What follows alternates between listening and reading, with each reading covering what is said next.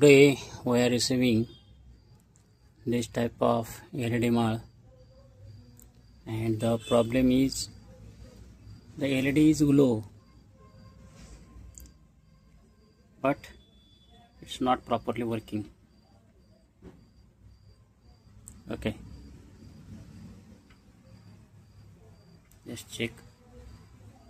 We are connected, it is in series, and the solution is, while checking all the LED, it observed that this LED is not glowing. Okay, we just short it and again check.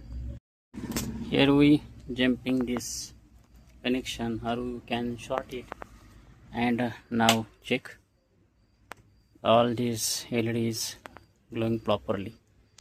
Okay, the simple solution is, due to the voltage drop across this LED, all the other LEDs not glowing properly.